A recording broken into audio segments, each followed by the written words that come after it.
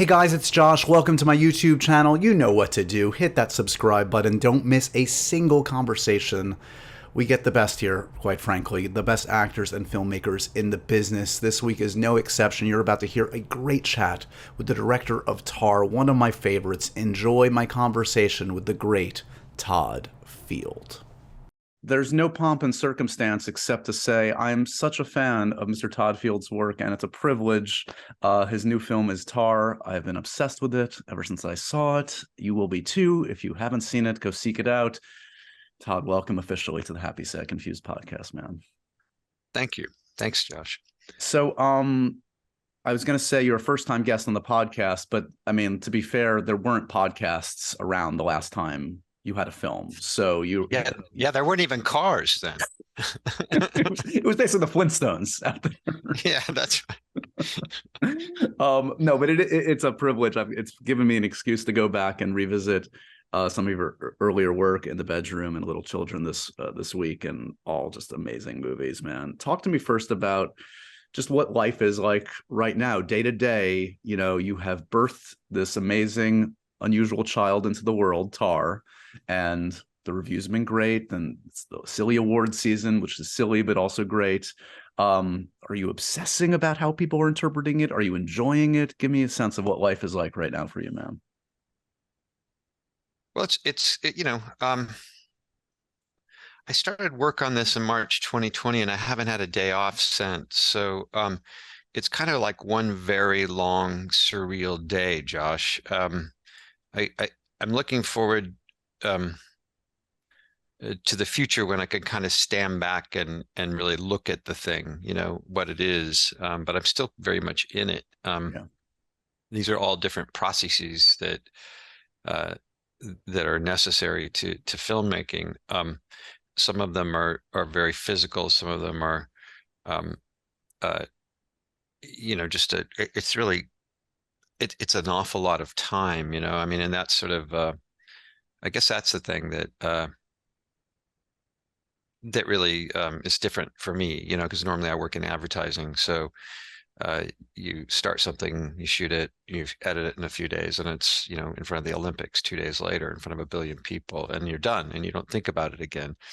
And this is a very, very different sort of thing. And as you point out, you know, the last film I made 100 years ago, you know, you would do a couple of days of press and, you know, maybe go to a festival or two and enjoy the sort of, you know, the kind of privilege of being at a festival and being around your other colleagues and their work, and do a couple of things, and that was sort of it, you know.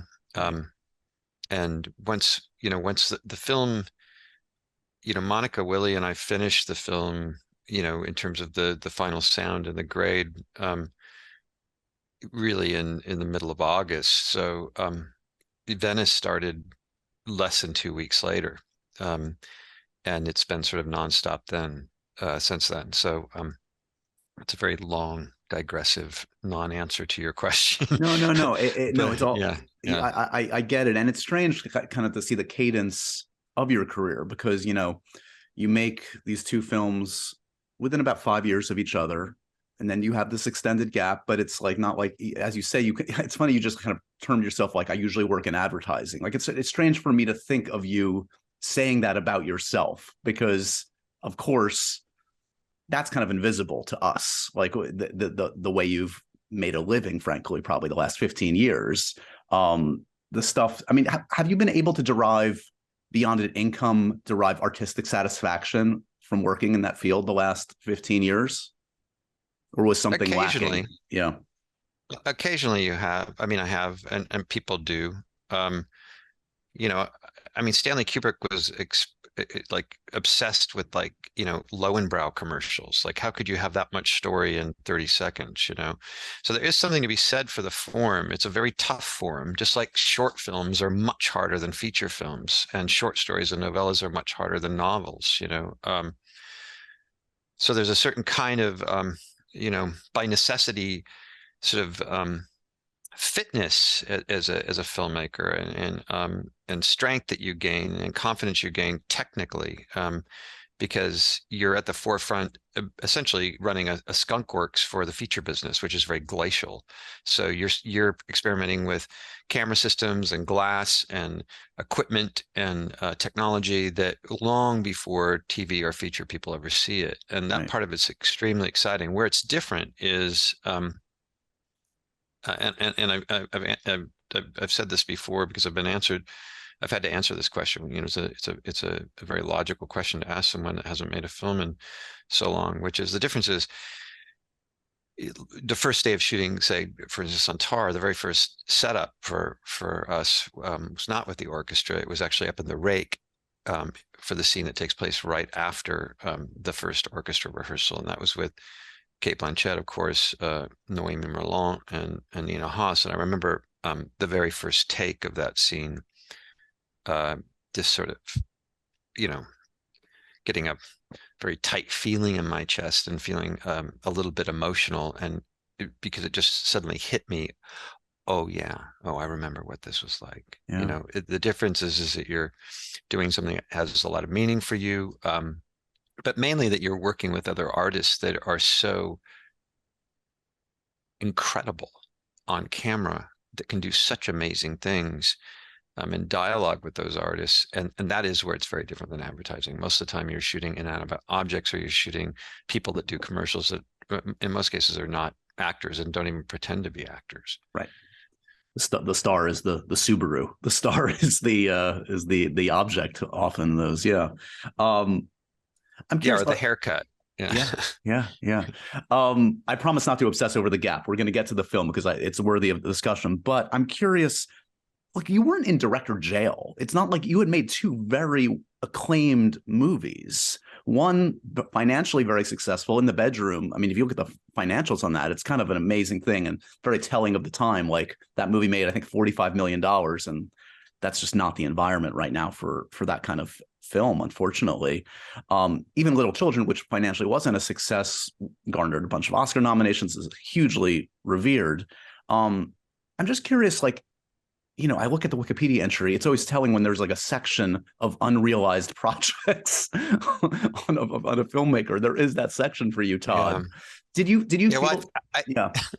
I mean, I think it's fairly typical for all filmmakers, you know. I guess, yeah. And then the question is just sort of the difference between the tension and the desire to be on the floor at all costs, you know. And the difference for me is that I only wanted to be on the floor if I can be doing exactly what I want to do. Yeah. And if I can't, I'd rather be on the floor doing something else, like selling a Subaru. So, you know, I mean, I think that's the essential difference. And, you know, as you point out, yes, In the Bedroom was one of the most profitable films of ever. You know, I mean, we made that film for nothing.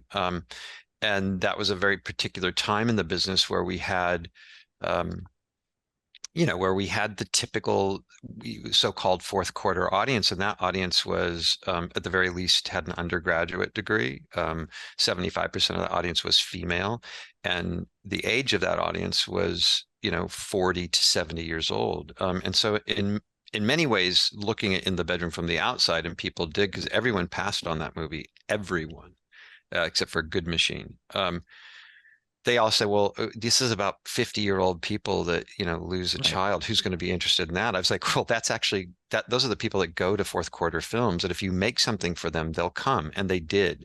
For Little Children, we were at a studio with Bob Shea, and Bob, was gone when that film was greenlit. And I was warned by Toby Emmerich and everyone else at New Line that if I wanted to, I should take the film to another studio because he was going to bury it, which is exactly what he did. He never really released the film.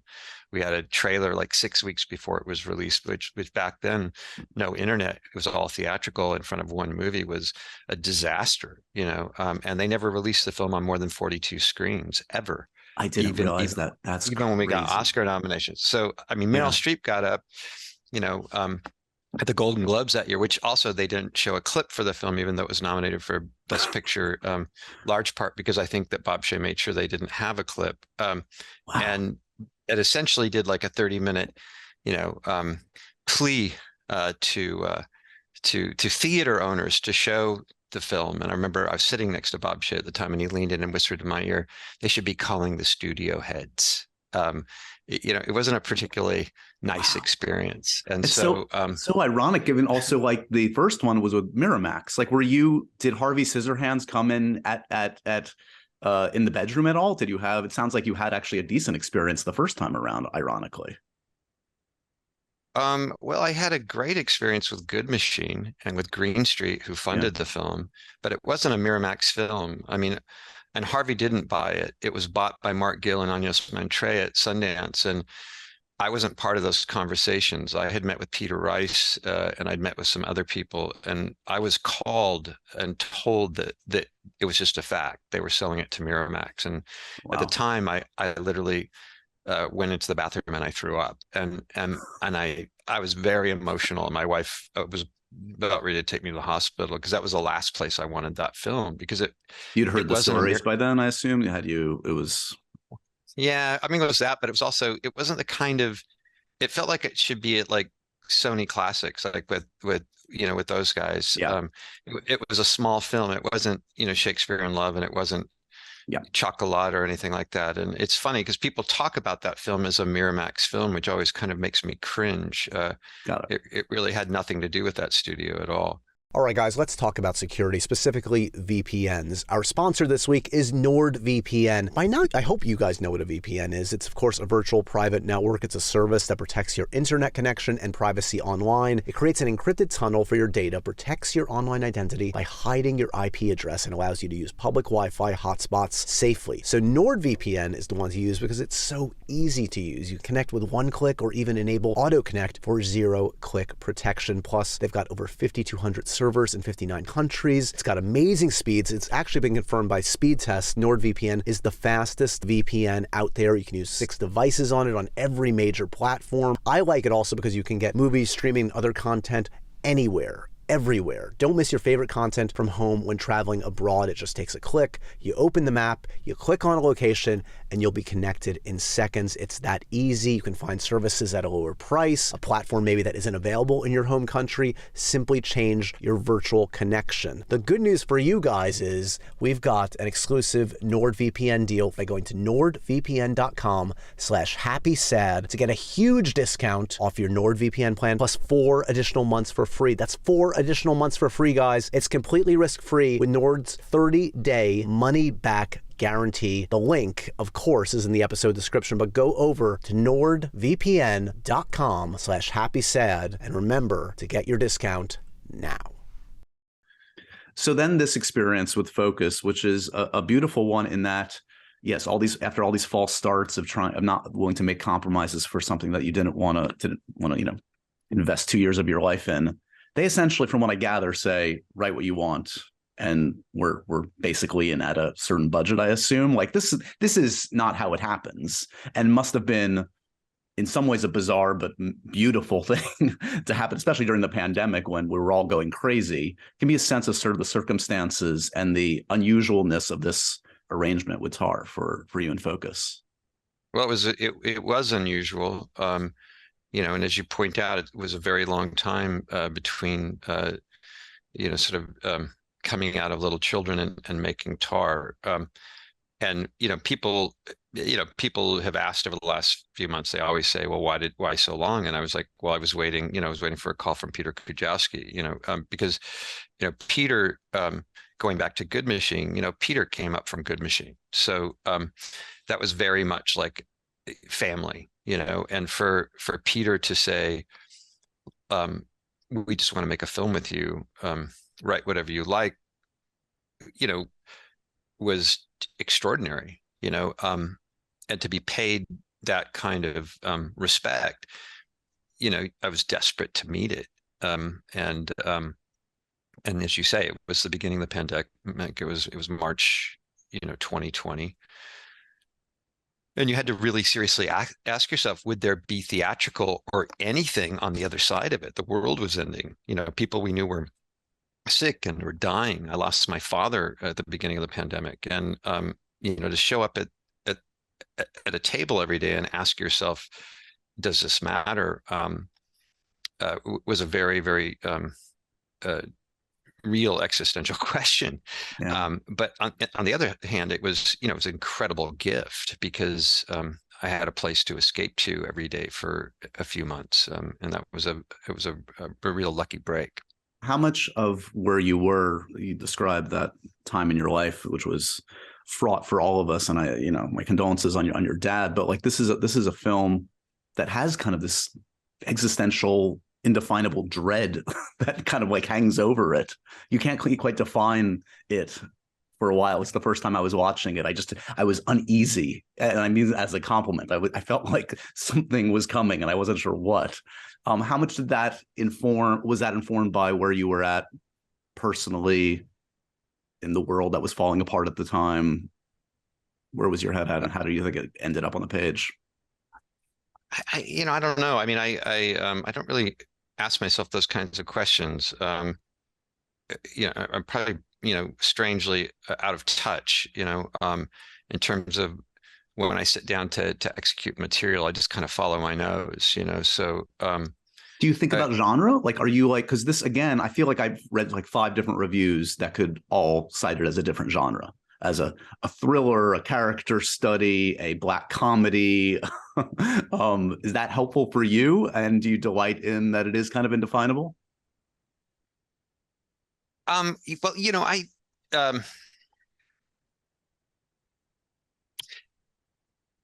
I think that what you're pointing out in terms of asking the question, do you think that the pandemic informed the writing of the script? I would say 100%, absolutely.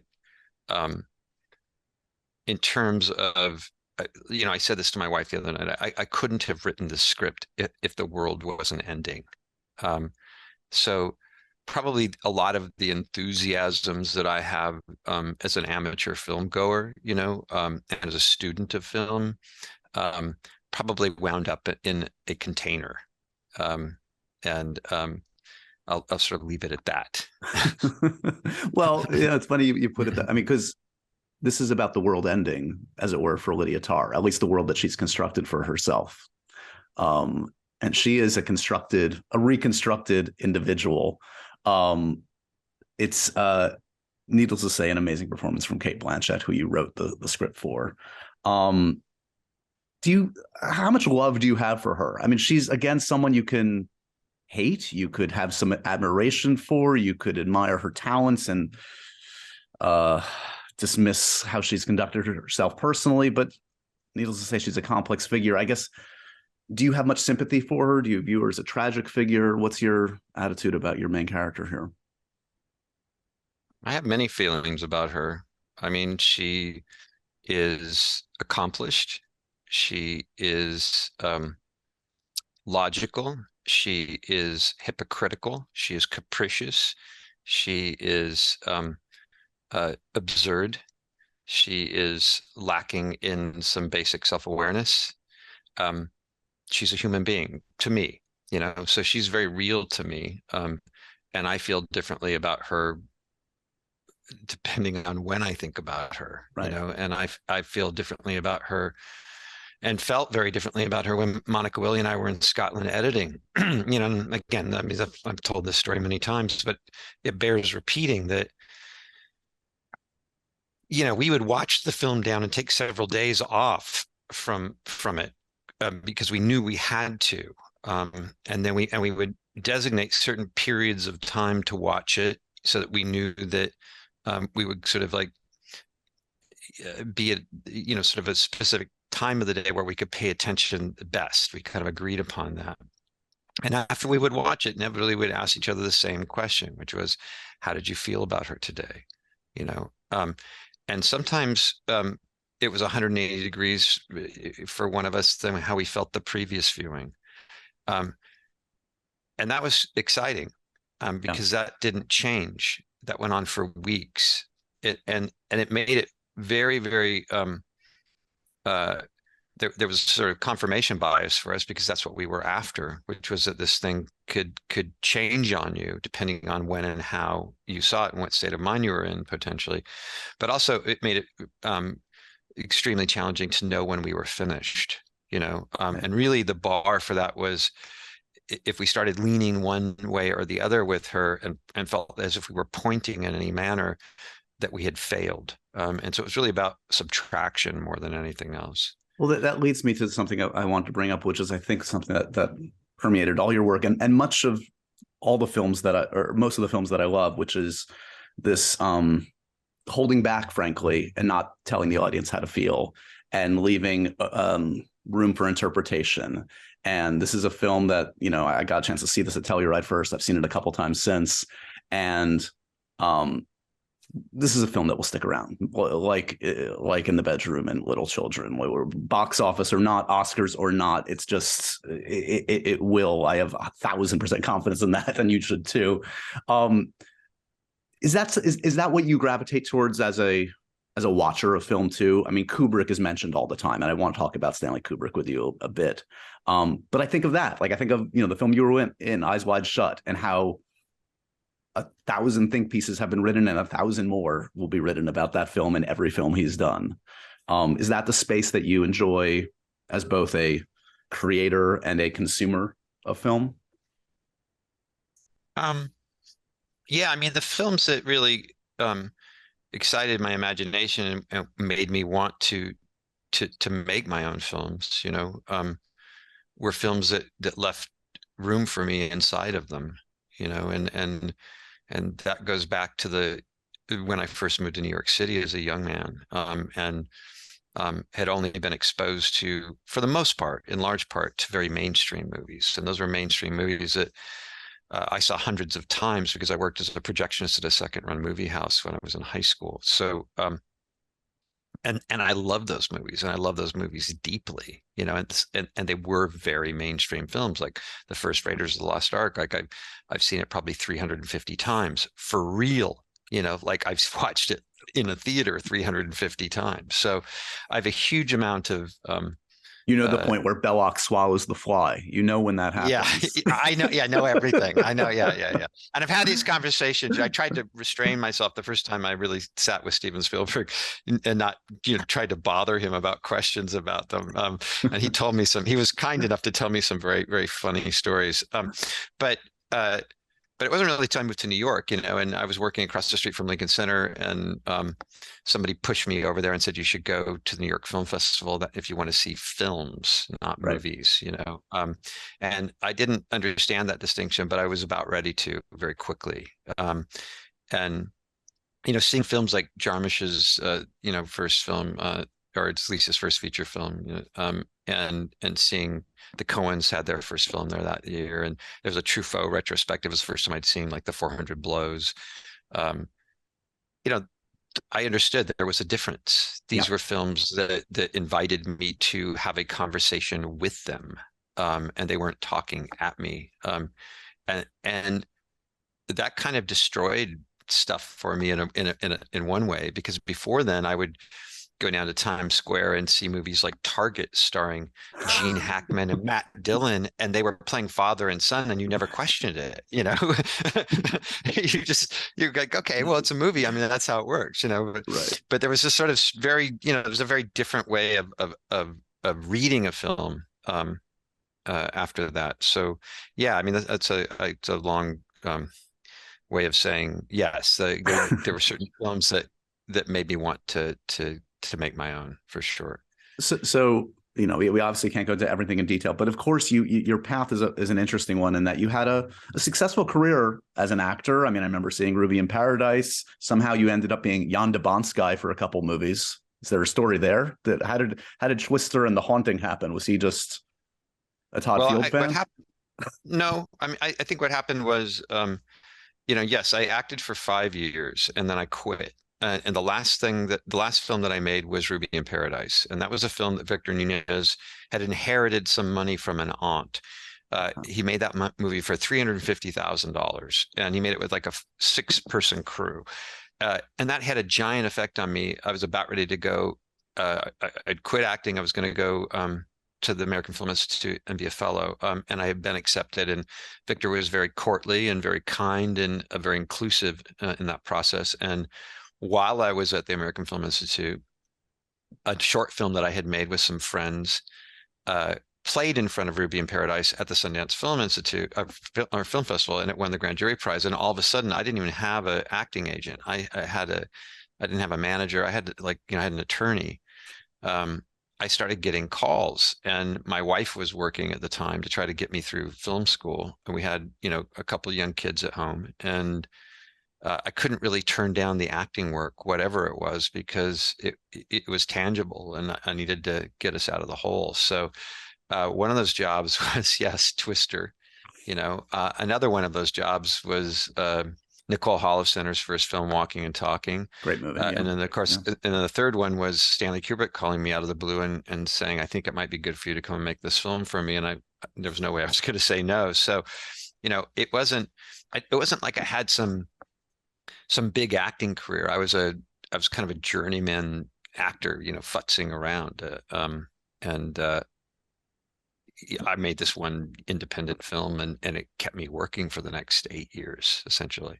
Are you hurt they didn't come to you, or maybe they did for the Twister sequel? Did you see that Minari director Lee Isaac Chung is directing, of all things, the Twister sequel, Todd? Well, it's really funny. I was doing a Q&A for Tar out in Los Angeles, and I looked down, and there was Sean Whalen, who's in Twister with me. And he said, they're making a sequel. And I said, yeah, I heard, but I don't think they're interested in any of us. I don't know. Nor should they be. Now, I remember talking to Bill Paxton about this years ago, because Bill and I were really, really good friends. We'd made 3 pictures together as actors, and we had both of our first films as directors come out the same year, and our sons went to school together up in Ojai. So I used to spend quite a bit of time with the Paxtons, and Bill was always trying to pitch me on a Twister sequel. He was really, really adamant that it should happen. So I think somewhere Bill's happy that it's happening in whatever form. A good filmmaker. Was that Frailty his first one? That was a good one. I enjoyed it. Yeah, it was good. Yeah. And Bill Butler shot that, who shot Jaws with Spielberg. Really my gosh, good cameraman. Yeah. Amazing. Are you looking to eat healthier and save money on takeout this year, but still want to enjoy delicious food? Of course you do. We at Happy Sad Confused have the solution for you. It's called WILDGRAIN. WILDGRAIN is the first ever bake from frozen subscription box for sourdough breads, fresh pastas, and artisanal pastries. Guys, when I got my box from WILDGRAIN, I was over the moon. There was pasta in there, there were croissants, there were chocolate croissants, and it's all delicious and easy to make. And unlike typical supermarket bread, WILDGRAIN uses a slow fermentation process that's easier on your belly, lower in sugar, and rich in nutrients and antioxidants. Plus, every item bakes from frozen in 25 minutes or less. And we've got good news for you guys. All you have to do is sign up at wildgrain.com/happysad and choose which type of box you want to receive and how often. It's super easy to reschedule, skip, or cancel. Don't worry, they make it easy on you guys, trust me. Plus, for a limited time, you can get $30 off the first box, plus free croissants in every box. Are you listening to me? Free croissants, folks. When you go to wildgrain.com/happysad, that's where you can start your subscription. And you heard me right. Let me say it one more time. Free croissants in every box and $30 off your first box when you go to wildgrain.com/happysad. That's wildgrain.com/happysad, or you can use the promo code happysad at checkout. Okay, so let's talk a little Kubrick. I feel like that's an hour-long, at least, conversation in its own right. But look, I will take any excuse to talk about Stanley Kubrick. First of all, how long were you there? Was that like 6 months, a year of your life? It's not obviously the lead of the film, but you have some significant moments. But obviously that film was, I think, the longest production short of a Avengers movie in existence. What was your experience just in terms of length and access to Stanley like? Well, I knew some people that had worked with Stanley before, and when Jan Harland, who was producing Eyes Wide Shut, Stanley's brother-in-law, his wife's brother, when he told me that we're just going to have you come over in October, this is 1996, and you'll just work a few weeks and you'll be done, I kind of thought that might not be the case. And that's exactly what it was. So I started the first day of the shoot, the very first day of the shoot, and I was there for the last day of the shoot for the orgy sequence. So that was October 96, and I wrapped the end of January 1998. That was for 3 scenes, 3 scenes. So I did go back and forth between 96 and 97, and I went back and forth between at some point in 97, mid 97, but probably I was there for maybe 9 months out of 18 months. And we shot nights, so there were I think there's like maybe 2 day shots in the film, Right. so we were living like vampires. It was a very odd way to live, and you couldn't go off nights because it would wreck you. So I found, I got called to set a lot when I wasn't working, and I was happy to be there because there was nothing for me to do otherwise. And Stanley, very much like Victor Nunez, was very, if you were inside a project together, you were inside a project together. So, he would have me go in the trailer and look at dailies I wasn't involved in, and he would allow me to sort of stand behind him, on set and things like that. So, as a student of film, it was a tremendous, incredible privilege, and and it has in so many ways, that experience is sort of impossible to talk about. Was he aware of your intentions? Like, had you talked about specifically in the bedroom or generally your intention to become a filmmaker? Well, I met him when he was doing camera tests. I was Jan dropped me off at this giant manor house in Luton. Luton Who is the manor house. It was designed, the interiors, the same man that did the Titanic, and has a very interesting history to it. But so I was just, left to kind of wander around. No one took me to be introduced to Stanley or anything like that. And I had a camera with me around my neck, and I was just wandering. I walked around for a couple of hours just making pictures. And then I came to this ballroom, and I looked in, and the door was cracked, and there was Stanley Kubrick, doing lighting tests with Larry Smith and the guys, and he saw me, and he has this famous stare that everybody, you could feel it coming out of any still photograph, and if you're in that beam, it's like a tractor beam. I literally, I almost wanted to wet my pants. So, and he said, hey, you're here, come on over here, and I sort of stumbled forward, and I said, hi, I'm Todd Field. He goes, I know who the fuck you are. I hired you. What kind of camera is that? And he grabbed it from my neck and asked me how much I paid for it and what the year was, and et cetera, et cetera. And that's sort of how our conversation began. And so he knew I was a student of film. He knew that I had gone through the American Film Institute, although he didn't think very much about that. He didn't believe in any kind of formal education based on how he was built. And so, yeah, he understood that I wasn't just interested in acting, and Tom Cruise was just a tremendous person to spend time with, and he really, he really came to serve Stanley. Yeah. In every possible way, but he also, he paid attention, and he honestly, it was really Tom. He took me aside after a few months and said, "You're going to make a feature film." And I said, "Yeah, I will. I went to film school." He goes, "No, but you're going to make a feature film. You've got a few months now. What are you going to do? Wow. You should write a script." And I said, "Well, there's a story I was thinking about." He goes, "Go get it. Go get it. When you come back here, I want to know you got this story." It really challenged me. And so I did. I tracked it down, and somebody had the rights, and they agreed to let me sort of come in. And by the end of my period, working on Eyes Wide Shut, I had the script for In the Bedroom, and I'd given it to Stanley, and I was able to actually sit with him, and he asked me, mainly because that's what he would always do. He would never tell you anything, but he would always ask you a lot of questions, and he asked me a lot of questions about what I was thinking and why I wanted to do it. And he very gently offered me some extremely valuable advice. So yeah, that was Eyes Wide Shut is, you know, in so many ways, the reason that I made that first film. I mean, amazing. I love the cruise story. I always talk about how that's a guy that just obviously worships storytelling and worships like filmmakers. Like you look at the filmmakers he made a point of working with, especially in like the first like 10, 15 years of his career. And it's like, you know, Oliver Stone, Scorsese, like you go down the list, he was just like knocking him off. And yeah, that's so telling. And by the way, I also, yeah, go ahead. Sorry. Well, no, I mean, and De Palma and everybody. Yeah, I mean, he wanted, yeah.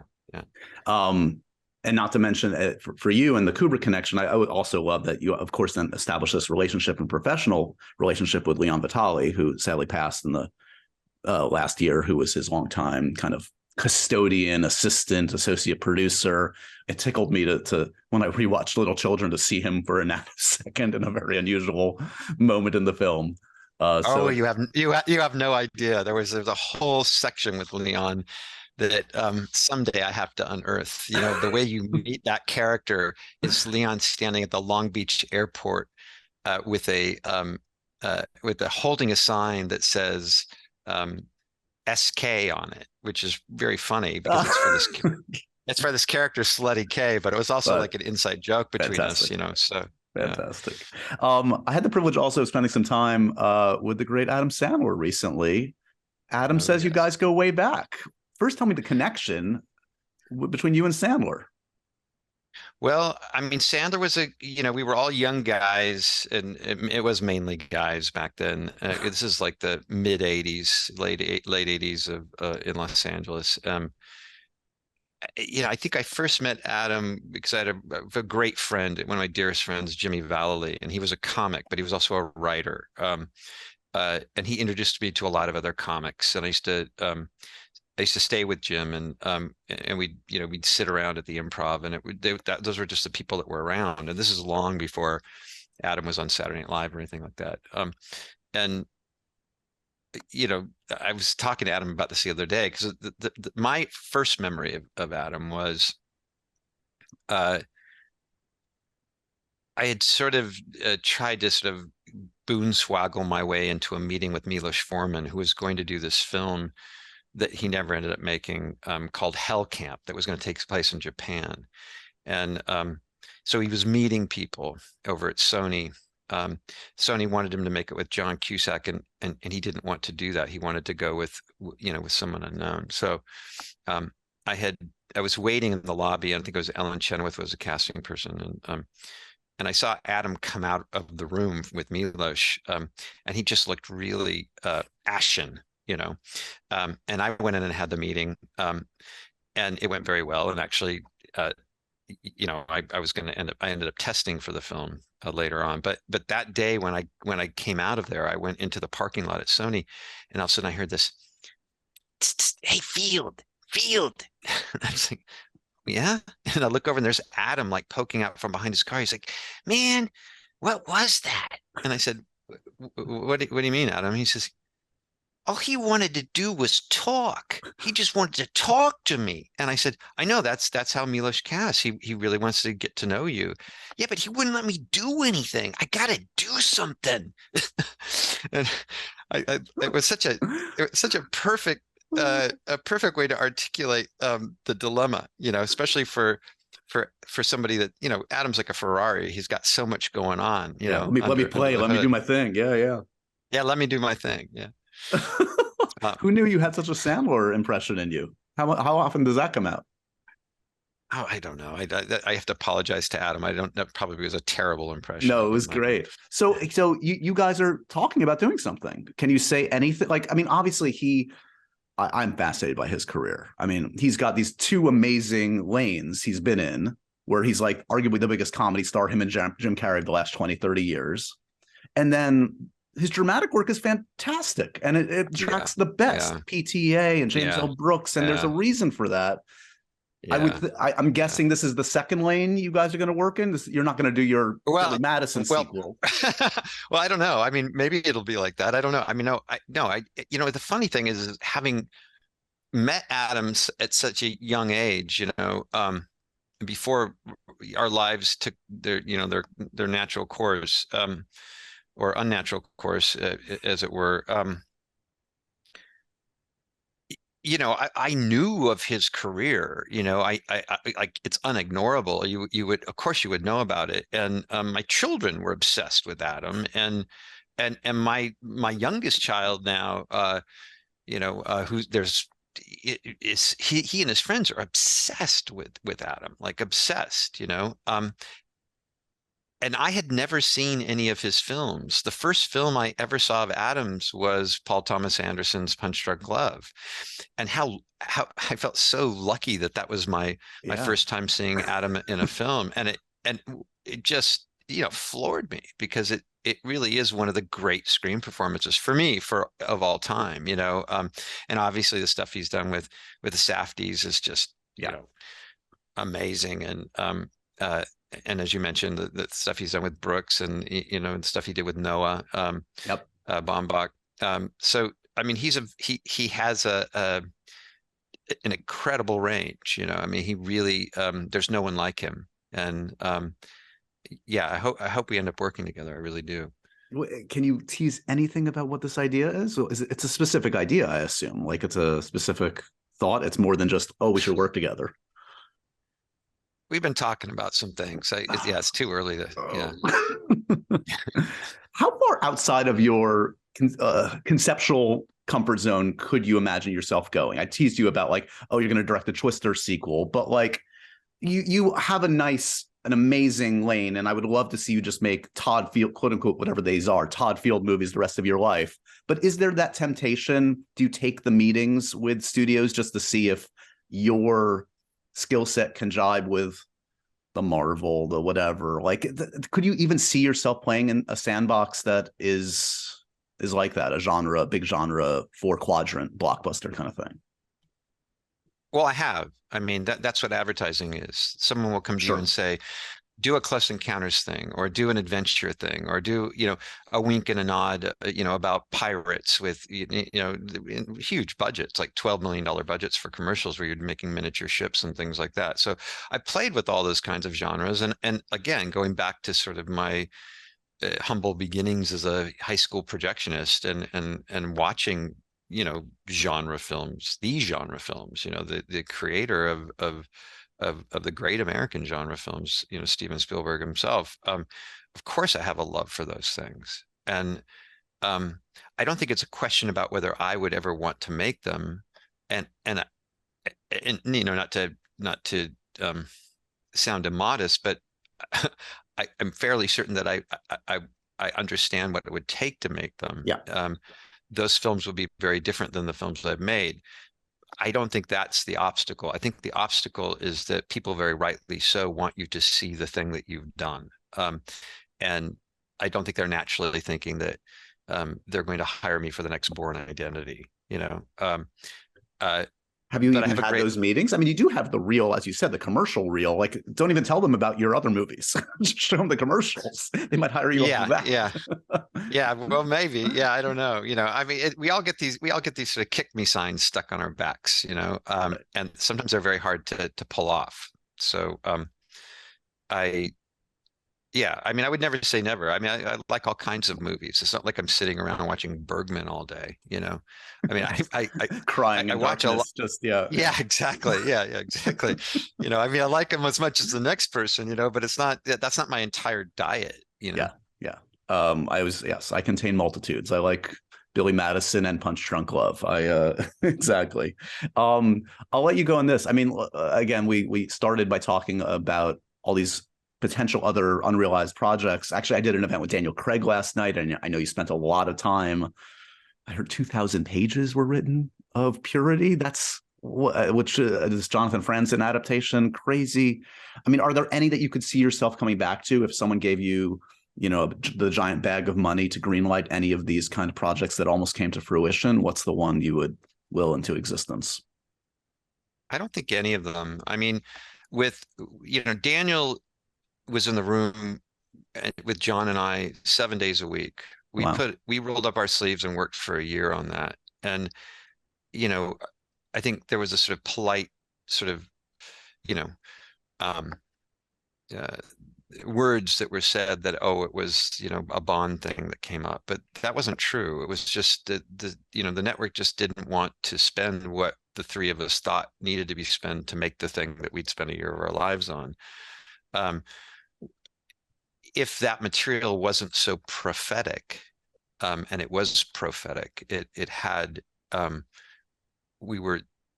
there were things in the air that wound up in that material that have unfortunately come to pass, having to do with the American government, having to do with geopolitics, having to do with a lot of things. Right. This is purity, by the way, just to let people know. I mean, we could never go back to it now, because it would feel cheap, as if we were, we were being opportunistic as opposed to being prophetic. Right. So right. There was another project that, Cate Blanchett, and this is where I met Cate, with Joan Didion, that we worked on for a very long time together. That will never happen, and Joan's not here anymore. But yeah, I mean, no, I don't see. Yeah, no, it's kind of like a family plot. You have these little headstones that you have a passing acquaintance with, and occasionally drop flowers on, but I don't want to dig any of them up. Fair enough. This has been a real pleasure, man. I'm such a fan of your work. And I mean, if folks haven't seen Tar, it's just a gorgeous piece of filmmaking. It will ask questions of you. You will ask questions of it. It will stick with you like all of Todd's work does. Yes, it's in the award season. And yes, Cate Blanchett may or may not take home yet another Oscar. If she does, it's well-deserved. I wish you nothing but the best with this one, man. And I'm as you can tell, I'm a fan of the work, and I hope we can continue the conversation another time.